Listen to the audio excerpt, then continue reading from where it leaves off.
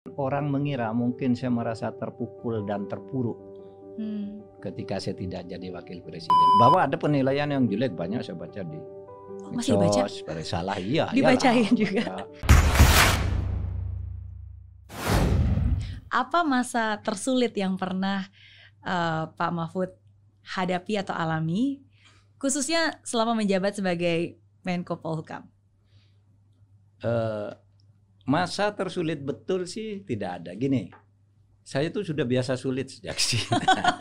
Orang miskinnya biasa sulit. Tetapi karena sudah biasa menghadapi sulitan dan tantangan, saya merasa menghadapi apapun ya biasa-biasa saja. Pasti selesai, pasti bisa menyelesaikan, pasti bisa keluar.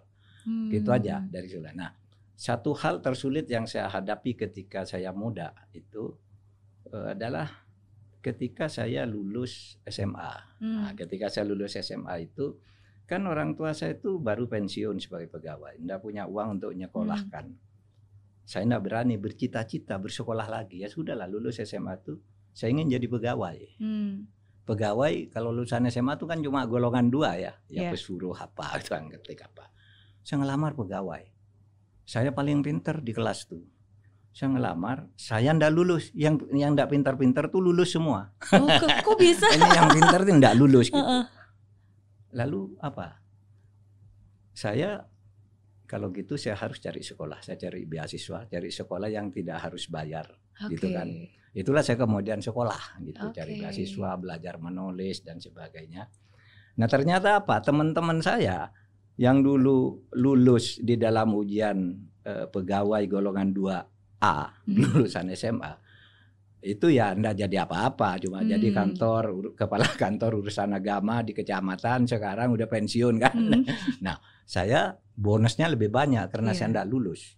Saya jadi menteri, jadi profesor, jadi ketua MK, macam-macam di PR, udah dapat semua. Di sini saya percaya betul kepada rahmat Tuhan. Tuhan itu kadang-kala membuat orang gagal untuk satu hal yang mungkin memukul kita. Kan malu saya waktu itu. Ini saya enggak lulus sendiri, teman saya yang enggak pintar-pintar nih lulus, kan malu saya. Saya merasa terpukul.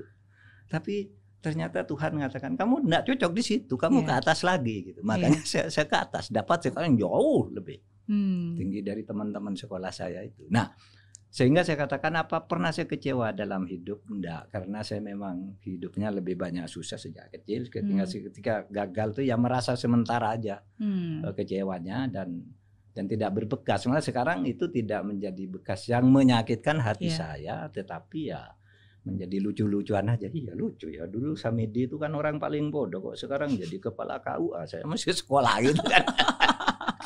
Lucu-lucuan sekarang. Sekarang saya masih menjabat juga. Betul. Gitu.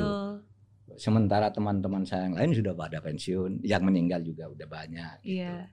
Nah, kalau di dalam jabatan mungkin banyak orang bertanya kapan Pak Mahfud paling berat, paling kecewa di dalam jabatan itu. Orang mengira mungkin ketika saya mau jadi calon wakil presiden yang tidak jadi itu kan sudah final, saya sudah bicara dengan timnya Pak Jokowi, Pak Mahfud, Wapresnya, tiba-tiba berubah pada jam terakhir. Sudah saya di briefing, datang ke sana nanti jumpa pers bersama, daftar Pak Mahfud wakil presiden, Pak Jokowi presidennya, udah jadi, sudah oke semuanya. Tiba-tiba jam terakhir berubah karena konstelasi politik. Mungkin orang mengira itu pukulan terberat bagi saya gitu.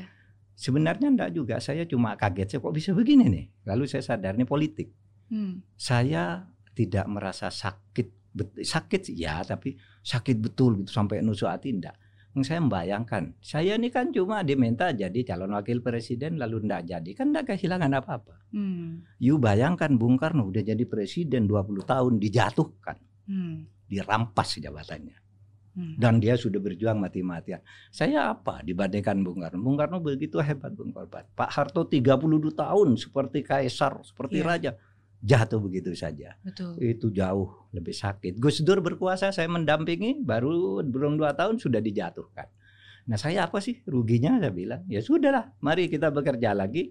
Nah, tiba-tiba dalam keadaan gitu dipanggil oleh Pak Jokowi, udah kamu jadi Menko Polhukam aja. Karena dulu ya kita ndak jodoh gitu, ada pertimbangan politik tertentu, sehingga saya ndak menganggap itu satu pukulan gitu dalam jabatan. Enggak, karir saya berjalan biasa-biasa saja dan saya ya akan tetap begitu mengalir. Kalau saya punya biografi, judulnya Mengalir. Mengalir. Gitu. Ya kita hidup mengalir aja lah gitu. Yang penting setiap jalan tuh kan ada air mengalir. Tinggal kita memilih air yang mana, yang penting jelas. Saya mau mengalir ke sini atau ke sini itu sudah ada. Betul. Anunya sendiri.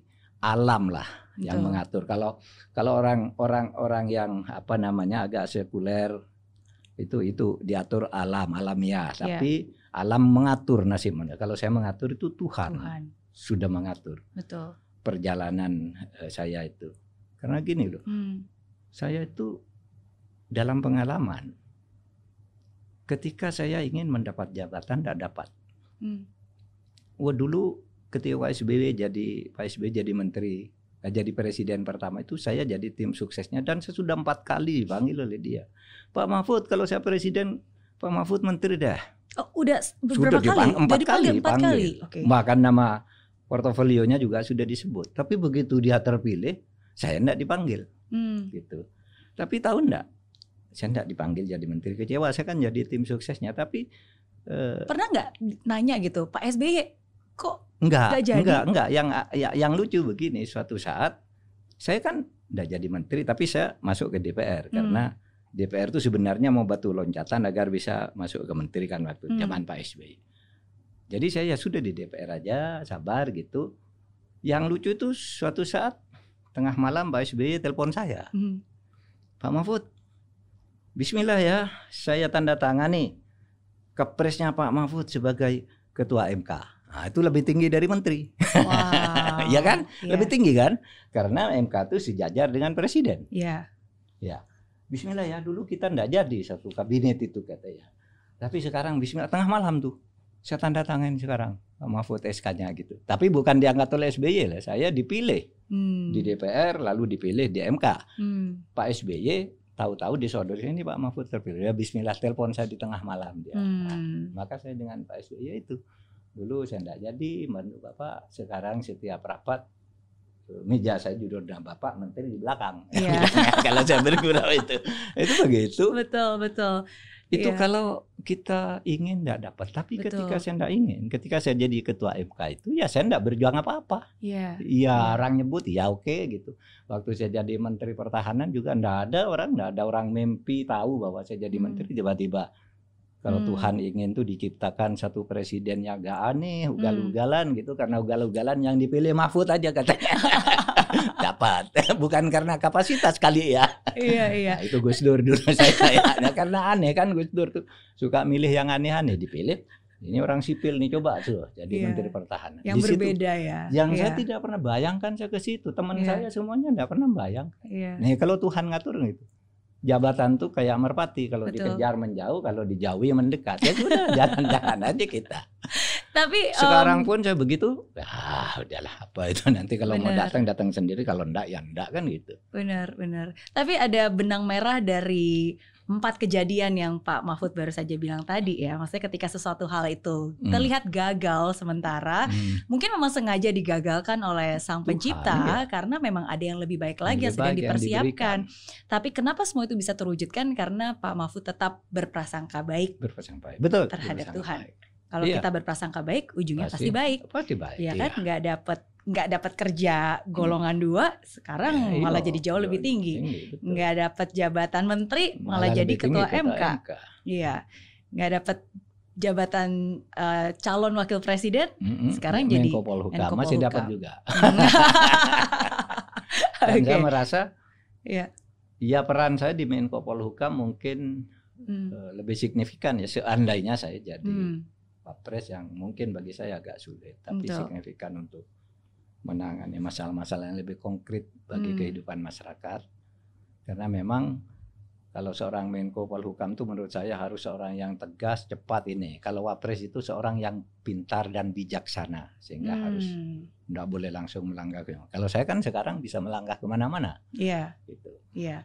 Harus tegas dan gitu. cepat itu ya. Itu salah satu kalau mau dicari hikmah dari setiap perubahan dalam hidup kita. Tapi setiap public figure pasti selalu disorot oleh masyarakat, dan seringkali masyarakat itu punya asumsi-asumsi yang berbeda sesuai imajinasi mereka aja gitu. Betul, apa betul. asumsi yang tersalah yang orang pernah punya terhadap seorang Mahfud MD? Saya tidak tahu lah, karena yang tersalah atau yang terbenar itu saya tidak menghitung, tapi banyak asumsi yang salah, banyak juga asumsi yang benar gitu. Tetapi bagi saya ya itulah, biarlah asumsi, biarkan asumsi. Ya antara lain tadi sudah saya katakan, orang mengira mungkin saya merasa terpukul dan terpuruk ketika saya tidak jadi wakil presiden. Padahal saya enggak, saya membayangkan Bung Karno dulu begitu, enggak apa-apa kok. Gus Dur begitu, Presiden Soeharto dijatuhkan, saya enggak apa. Mungkin orang berasumsi kasihan tuh Mahfud tuh. Oleh sebab itu, ya itu semua menjadi pelajaran bagi saya. Dan tidak ada sesuatu yang luar biasa yang harus saya soroti dari penilaian masyarakat. Bahwa ada penilaian yang jelek banyak saya baca di masih dibaca? Pada salah, iya. Dibacain iyalah, juga. Ya.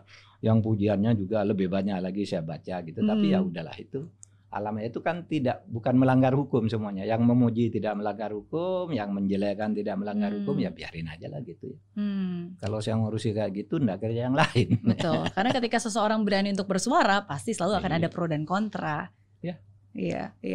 Karena baru-baru ini ketika saya search, ada satu artikel di CNN kalau nggak salah yang mengatakan bahwa Pak Mahfud MD itu King of Gimmick. Iya sih ya. LBH. Iya, betul. Dianugerahi King of Gimmick. Saya enggak peduli aja. Saya tinggal bilang aja, kalau ini yang bilang kan orang apa tuh ya, kontras apa LBH. Nah, kalau orang asumsi saya tapi saya enggak nyalakan mereka kalau LBH, kontras, ICW, PBHI, Amnesty Internasional, apapun yang dilakukan oleh pejabat tuh selalu disalahkan. Orang muji banyak tuh dia sendiri nyalahkan. Dan itu bagi saya bagus. Misalnya, ya enggak apa, biar ada kontrol, ya, ada pengimbang terhadap pendapat itu. Nah, ketika saya dibilang King of Gimmick, kan tidak ada contohnya apa yang saya gimmick, kan saya kerjakan semua real, bukan gimmick gitu. Mungkin saya sering berpendapat mendahului apa yang akan terjadi, apa polisi harus melakukan apa, ini harus melakukan dan seterusnya, pemerintah harus melakukan apa. Mungkin itu dianggap wah itu mencampuri atau apa, tapi semua yang saya lakukan saya rasa terukur, dan setiap saya mau membuat keputusan saya sudah menghitung posisi civil society yang saya sebut tadi. Ini pasti tidak setuju, ini pasti nyerang, tidak apa-apa. Kita sudah tahu jawabannya dan kita sudah tahu akan diserang begini. Itu biasa. Saya kan dari gerakan juga. Saya dari civil society juga. Saya dulu adalah pendiri Parliament Watch. Ketika Orde Baru tumbang lalu muncul Orde Reformasi, kan ini harusnya Anda ngawasi parlemen. Saya bikin Parliament Watch di Jogja. Saya ikut semua gerakan-gerakan civil society. Di LBH saya tidak pernah jadi pengurus, tapi teman-teman saya banyak yang di LBH dan saya sering diskusi ke sana gitu. Itu kan civil society yang saat-saat itu membekali saya lah untuk tahu kehidupan masyarakat itu. Masyarakat negara itu hidupnya gimana, masyarakat sipil itu gimana. Saya belajar semua. Akademis apalagi? Akademis apalagi? Saya ikuti semua aturan-aturan akademis, disiplin dan citra. Akademis saya ikuti semua. Jadi semua ucapan itu pun juga sudah diperhitungkan, bahkan sudah diantisipasi. Pasti akan ada pro kontra, pasti akan menggiring seperti ini gitu ya. Iya pasti ada. Dan sudah saya ukur tidak akan ada risiko hukumnya bagi saya mengatakan apapun. Paling ini setuju, tidak setuju. Anda tidak setuju, ya sudah saya melakukan ini, kan gitu aja. Toh saya tidak melanggar hukum, kan gitu kan. Itu ukuran utama bagi saya, tidak melanggar hukum, baik melanggar martabat orang lain, mengganggu hak negara, bersewenang-wenang atau apa gitu, berkolusi atau apa, saya hindari itu agar saya tidak tersandera. Karena begitu saya lakukan satu kesalahan, selamanya akan tersandera kan. Orang kan buka itu lagi, nah gitu kan. Setiap akan berbuat baik dibuka lagi ini. Saya berusaha untuk tidak terjadi itu pada saya, dan rasanya sih saya sampai hari ini nih, sampai kita ketemu tanggal 1 Maret jam 17 ini, saya rasanya tidak ada sesuatu yang menyandera saya. Iya. Oleh sebab itu saya akan terus mengalir dengan cara saya. Karena semua dilakukan secara conscious ya, secara sadar ya. Iya, oke. Kalau Pak Mahfud punya superpower, pengennya punya superpower apa dan kenapa? Nggak paham saya konsep superpower kan macam-macam. Superpower di bidang apa? Politik maksudnya atau apapun, apa gitu? Berandai-andai, misalnya kadang-kadang ada yang pengen bisa membaca pikiran orang lain, ada yang bisa terbang, ada yang bisa menghentikan waktu. Dulu, sekarang saya nggak punya cita-cita seperti itu. Dulu waktu kecil remaja itu pengen bisa nggak kelihatan. Pergi kemana-mana nggak kelihatan. Bisa masuk kamar mandi orang jadi cita-cita namanya anak-anak ya. Tapi sekarang saya enggak ingin superpower atau yang artinya di luar pikiran yang wajar supranatural kayak gitu enggak. Mengalir aja tetap ya. Mengalir aja, selalu memaksimalkan apa yang Tuhan udah berikan kepada kita lah, bakat, pikiran. Sebenarnya pikiran kita kan superpower juga loh. Dengan pikiran kita bisa melakukan banyak hal. Ya kan, hati kita juga superpower kita. Dengan hati kita bisa juga menggerakkan banyak hal. Pikiran dan hati aja dimaksimalkan, itu saja jadi superpower. Iya. Dan itu selalu menolong kita, membantu kita dalam hidup.